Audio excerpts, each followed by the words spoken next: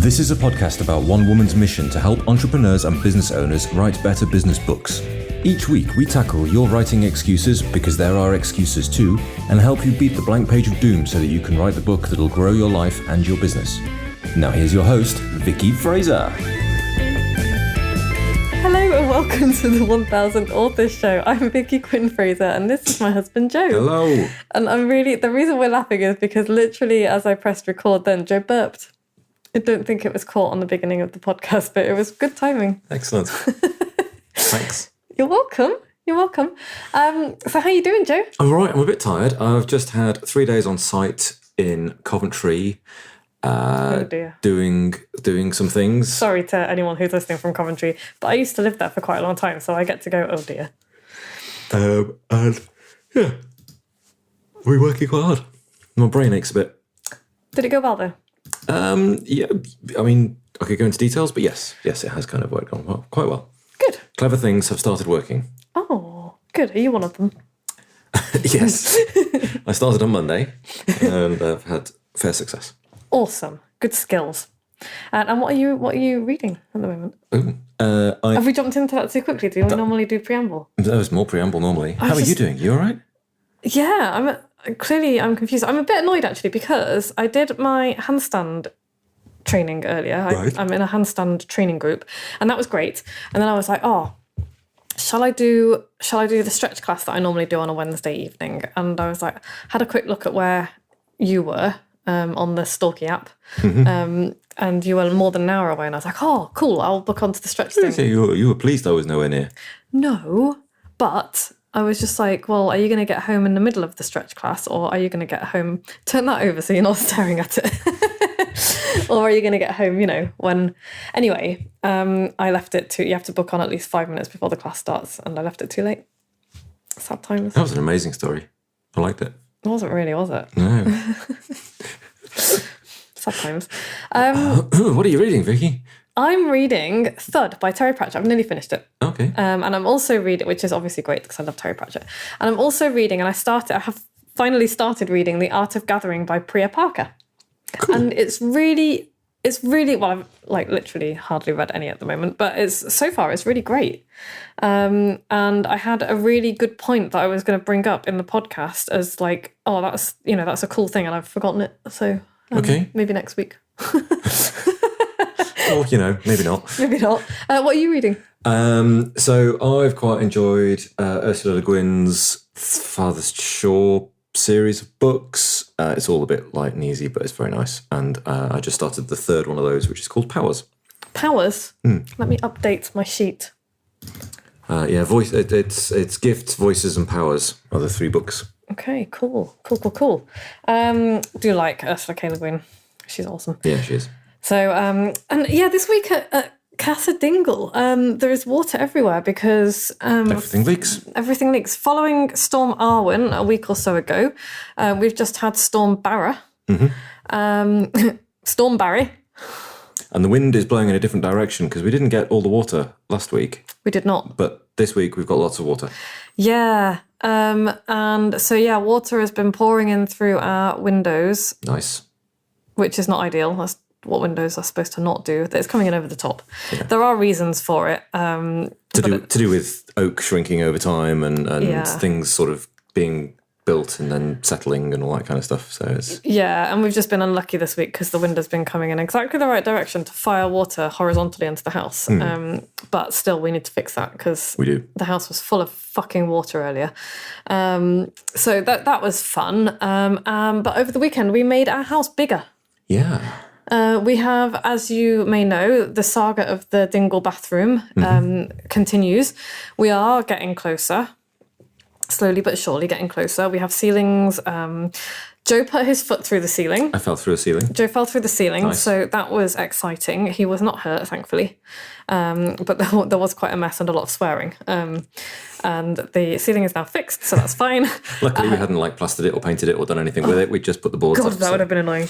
So, but I mean, it's entirely our fault because for the last few weeks, ever since we've had the floor structure, and we've been unable to close the door if the temporary boards were right up to the doorway. And so every time we've kind of, we must just take an inch off this door because the door is going, it's not staying. It's just there for thermal and drafty reasons now. And every time we'd be like, right, we must adjust this door so that we can actually close it. And then we'd be like, oh, can't be bothered. And then Joe put his foot through the floor, so that's our fault. And my dad was like, right, I'm taking the door off the wall and I'm going to take an inch off the bottom of it, which is exactly what we should have done weeks ago. Yes. So now nobody will put their feet through the floor again, and it's kind of fine. But what we did achieve over the weekend, because we now have a bathroom ceiling and we have some insulation on that above that ceiling, we bought some loft boards. Yeah. And we boarded out the loft. Yeah. And did a lot of hoovering up there, de-spidered it a lot, de-battered it a bit. We did not do a lot of hoovering up there. Vicky I did literally all the hoovering up there. I filled 3 full Hoover bags full of kind of lime dust and brick dust and bat poo and dead squirrels and things like that. I don't think it's ever been quite as tidy. Hoovered all of the undersides of the roof, the joists, everything. And then I pretty much single-handedly laid all the loft boards, actually, didn't I? Because you and Dad were cutting and I was measuring, and you and Dad were cutting and passing them up to me. And I was pretty much, I think you did a little bit of screwing in.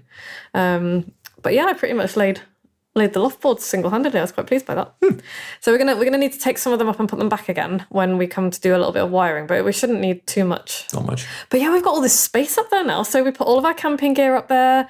We've put some boxes of books up there, old paperwork that Joe is keeping for reasons that I don't quite understand, and bits and just like my sewing stuff that I don't really use, but I might at some point, and that kind of thing. So it's made a big difference, actually. The kind of stuff that should be in an attic, really, but has been all over the house, and we hoover around it and we pick it up and we move it and we put it somewhere else and we hoover around it, and then and you're just like, oh god, this should be somewhere else, and we've had nowhere to put it, and now we've got somewhere to put it. I know, and it's great as well, because one of the things that has bothered me is that I've got a lot of books, unsurprisingly. I've got a lot of books. I am going to get rid of some of them because some of them I know I'm never going to read again, but the majority of them I want to keep. They're going to go in my library, or our library, when the library is built. But until the library is built, there's just a lot of books, and they are, at the moment, all over the place, and they're gathering dust, and that's not good for books, and I don't like it. So now we've got a proper space where I can box them up nicely, like dust-proof them, and just put them up there until I've got proper bookshelves to put them in. Can you tell, dear listener, that we are quite excited about our new loft? Yeah, I'm really excited about my new loft. It's and I'm even more excited because today I packed up another box of bits and pieces that can go up in the loft, and I was like, oh, we don't need to give away this bookcase at all. This bookcase can go up into the loft as the shelf system that we were talking about building to give us even more space up in the loft. We need to be careful. We don't just because boxes of books are heavy.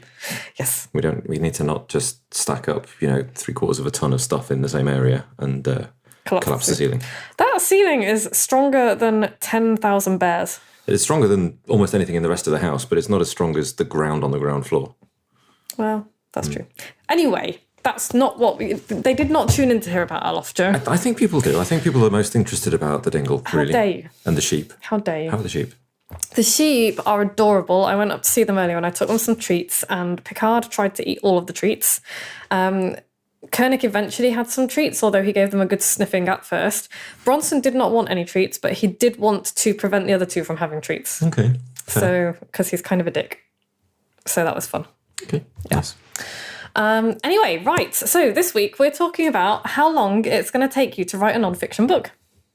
9 months. No. Okay. I mean, maybe. Who the hell knows? If I'm going to be completely honest, I could be like, I don't know how long it's going to take you to write a nonfiction book, but that's not the purpose of this podcast. The purpose of this podcast is to give you a vague idea, a kind of a rough timeline, an idea of how long it might take you. Okay. So I thought we would do that because I think it might be quite useful for people to get an idea. And what I can tell you is that you are not going to be able to write and publish a good book in 30 days. Despite what some people on the internet may tell you.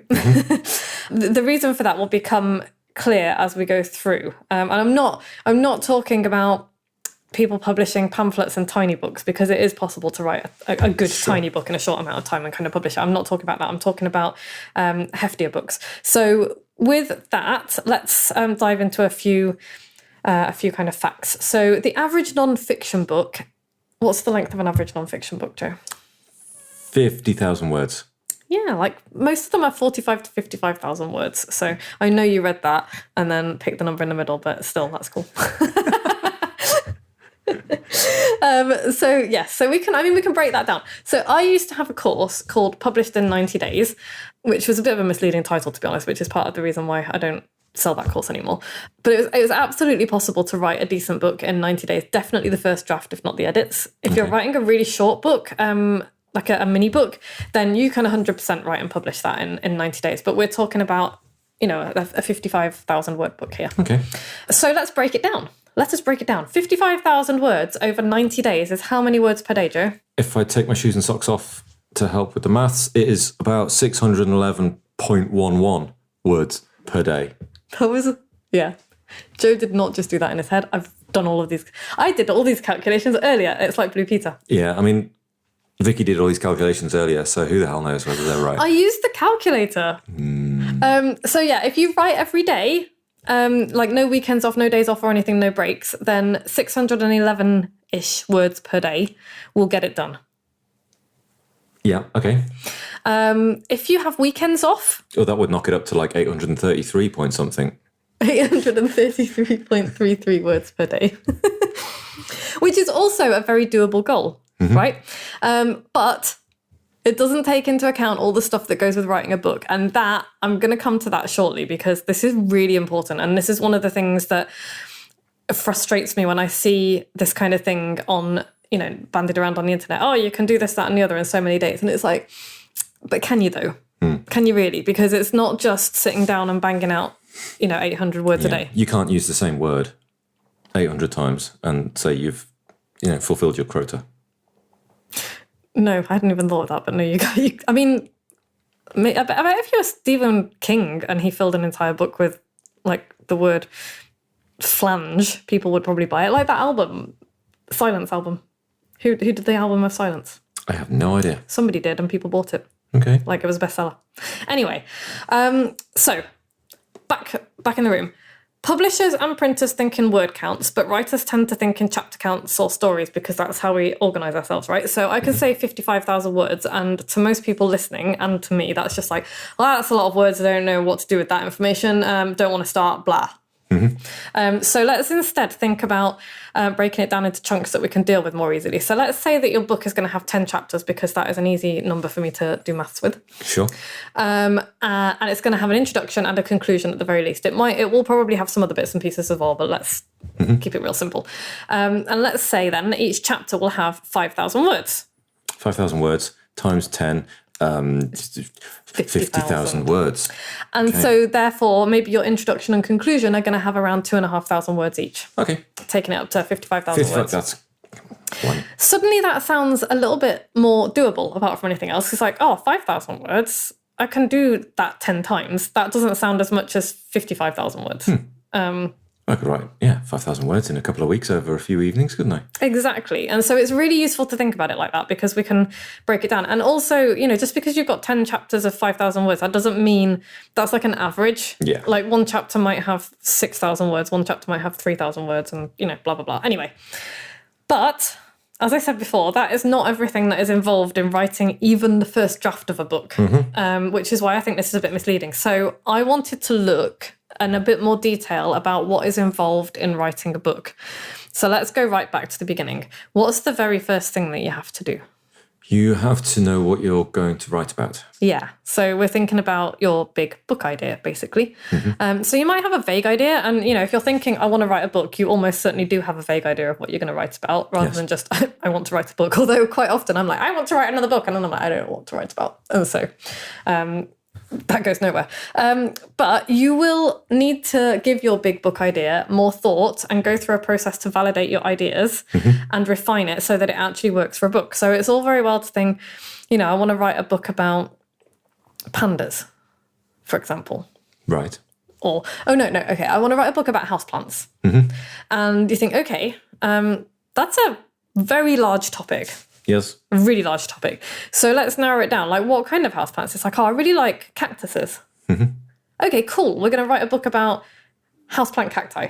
Awesome. And then you can refine that even further. It's like, okay, so why do you want to write about this? What is this for? Is this a how to care for cactuses? Is it a history of cactuses? Is it, what is it? Yeah. So we're thinking, okay, you've got your big idea and you're going to need to do a bunch more thought on that. And that takes time. And how much time it takes is going to depend on a bunch of stuff, and also doesn't take into account the fact that it's probably going to change a little bit as you write the book as well. Sure, so because the process of writing a book is a big old session of thinking, isn't it? Exactly. So we're not even going to think about that. We're just going to think about the beginning bit of thinking about your idea, which let's say that's a week of tinkering. Which there will probably be some writing done as well, because you'll be doing like mind mapping or however you get your ideas down on paper, and you'll be talking to people about it, hopefully, and getting help with validating your ideas, basically. So let's say there's a week of that at the beginning. There's also, what else do we need to do if we're going to write a book? Well, I guess there's the process of writing the thing, but after that, before that, yeah. I don't know. Oh, research. Research. Yeah. Good point. Unless you know everything you need to know about everything. Do you know what?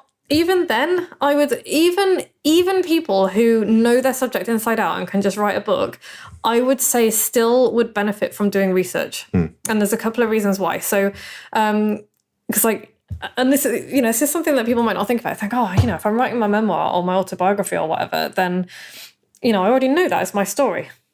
No, you don't, because there's going to be an awful lot of memories that you need to dig out, not just from your own head, but from the people around you, the people you grew up with, the context of what was happening at the time, and all sorts of things. So much stuff. And so, there's an incredible amount of research. Probably memoir and autobiography is one of the most research-heavy genres, actually. Even if it doesn't always feel like that, there's going to be a lot of digging into your own head. But if you're thinking about, other nonfiction, you're almost never going to be just pulling everything out of your head, even if you know as much as you need to know, because you might want to bring in other points of view. You might want to research what's the latest stuff that's going on. When you decided to write the book, especially if you're in a fast-moving industry. Yeah. You might want to research who disagrees with you. Yeah. And who has a contrasting opinion or a conflicting opinion or... And I would say you should. If you want to write the best book you can write, I think that's a really valuable thing to do. You need to be able to argue against the people. You need to be able to argue, you need to have an understanding of these people, don't you? If you're going to write. Yeah. And, also related to that, a lot of people will write their nonfiction book because they want to persuade us of something in some way, whether it's to change the way we behave or think or believe. Almost all writing is written to persuade somebody to do something. Not all of it, but a lot of it. And so to do that, you have to meet people where they are, and you have to understand where people are coming from if they disagree with you, or if they, if they're not convinced yet. It's like, well, why? You need to understand. If you it's like in debate, we don't really do debate in the UK in schools, but I know in the States there are debate clubs and things like that. And I know that one of the most challenging and fascinating things that you can possibly do as part of debate club is be given the opposing arguments, something that you disagree with, because you have to then go out and learn about that opposing argument. And that can be a really challenging thing to do, because, to go and learn all about something that you might viscerally disagree with is really uncomfortable. Sure. But I think it's incredibly valuable, not just for writing and making arguments, but also for growing as a human. So yeah, there's all of that as well. You might want to research other books in your genre or industry, which I think is a good idea. It's like, has this already been said 50,000 times? What are you bringing to it that's new? What new angle? What's missing? Other writers that you like. So I read an awful lot of David Sedaris because I love his writing, and I just feel like I don't want to write like him. I want to write like me, but I want to write a bit like him. If that makes sense. Does that make sense? You want to write with the same impact and warmth and yes, feeling. Yeah, all of that stuff. So yeah, and luckily, you know what? There's a lot of research to be done, but luckily I have a podcast episode for that, which I actually reissued last week. Oh. So hopefully you will be listening to this and thinking, oh yeah, research. Go back and listen to it. Or if you want to listen to the very original one, it was episode 228. Link is in the show notes. That sounds outrageous. I know, I did my research. And what else do we need to do when we're writing a book? Well, yeah, it's not all just... You need to do the edits, the beta readers. Thinking. Thinking. Yeah, we need to think. I thought we'd just done that. We did the researching.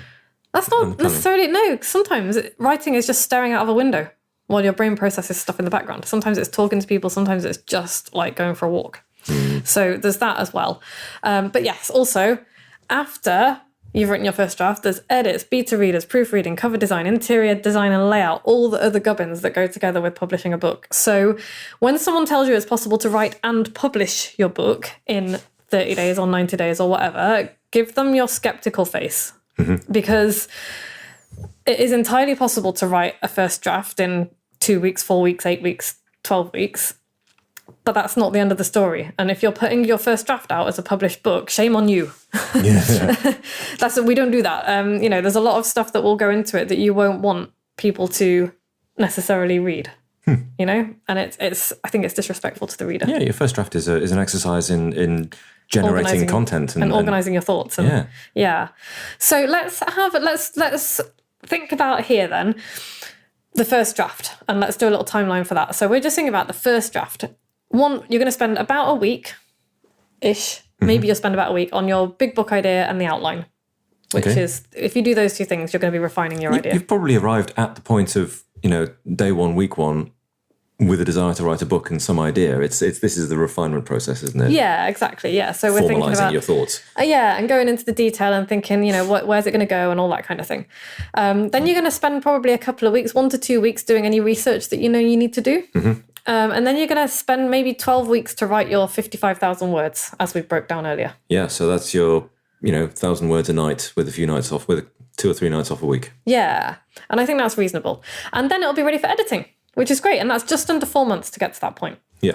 If you're writing a longer book. Can you do it quicker? Of course you can do it quicker. People do it quicker. Those people might be able to devote more time to their book than you can.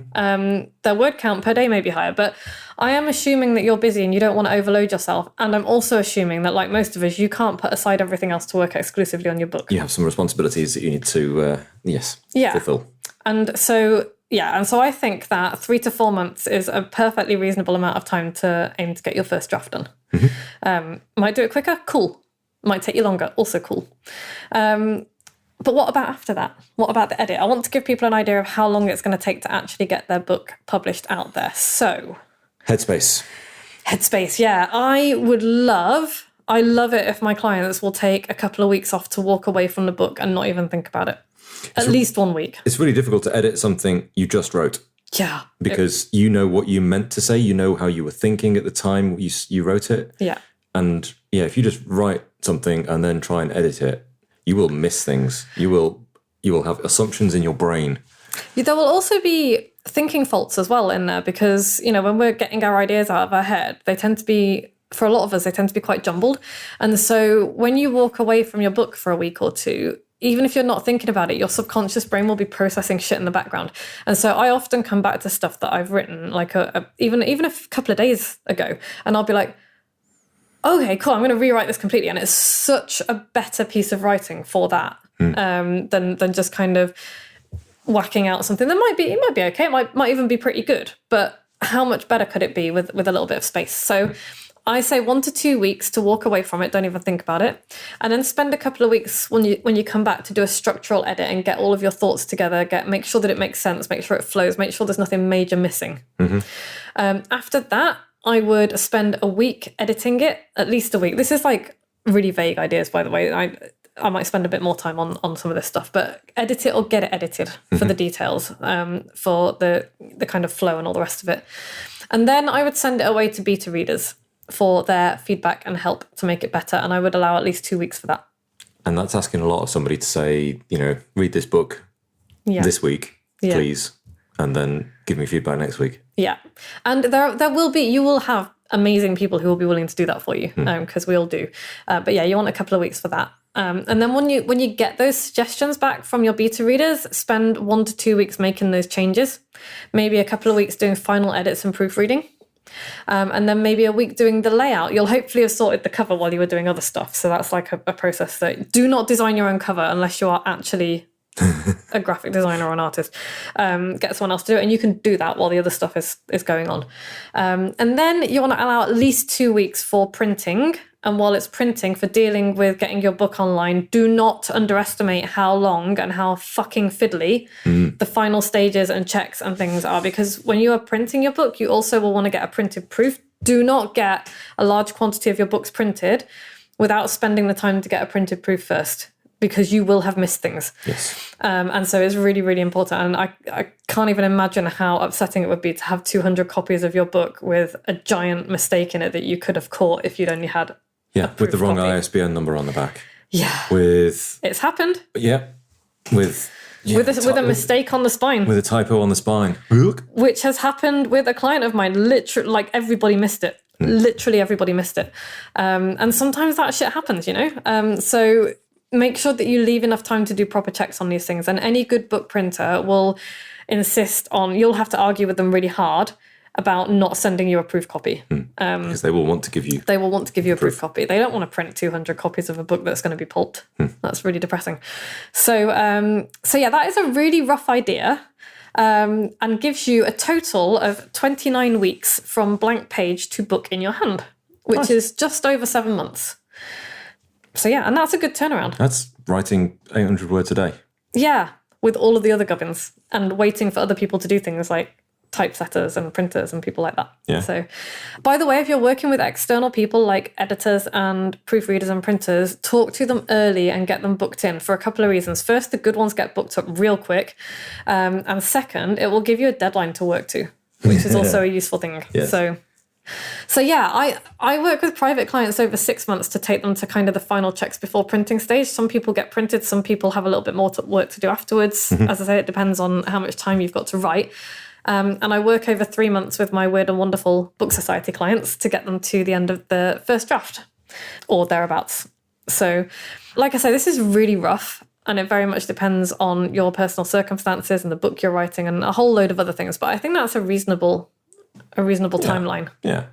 So cool. I think the key, though, is really to get into the habit of writing every day and increasing your speed and skills. The better you can write first draft wise, the less editing you're going to have to do later. And I have something that can help you with that, funnily enough. Nice. I have an advent calendar, or a monthly writing prompts calendar. It's totally free. You can go to moxiebooks.co.uk/calendar. You don't even have to give me your email address, although I would really like it if you signed up for my emails as well, because they're good. But the calendar's awesome. People are really enjoying doing it on social media. So that's cool. Yeah, I'm getting to see what people are writing, and it's really cool. But yeah, the idea is to get you to start and maintain a daily writing habit. Nice. Yeah. Cool. So what's the takeaway? Go and get a free calendar full of writing prompts and things to get you moving. Yeah, and also don't underestimate how long some of this stuff is gonna take. Yeah, skeptical eyebrow to anybody who says you can have your book done in 2 months or whatever. Yeah, I mean, maybe that's true, but just check it. Coming up next week. Oh no, that's not it. I don't know what we're doing next week because that's what we've just done this week. You know what? We could talk about validating your idea. There you go. Okay, that's a good one. Okay, let's talk about validating your idea. But for now, thank you, Joe, for doing this podcast. Thank you to Podfly, as always, for making it sound awesome, and Harriet for keeping my shit together. And thank you to you, dear listener, for listening. Nice. If you've enjoyed this podcast, what do they need to do? They need to subscribe, write a review, 5 stars. Tell their friends. Tell their friends. Yeah. Link is in the show notes. Links in show notes, absolutely. So yeah, be good, happy writing, and we will be back same time next week. Bye. Ta-ta! See ya. Thanks for listening. You can find links and show notes on the website at moxiebooks.co.uk/podcast, where you can also sign up for the best daily emails in the multiverse and find loads of free resources to help you write your book. We'll be back the same time next week with more tales from the book writing trenches and the latest on what the tiny sheeps have been up to.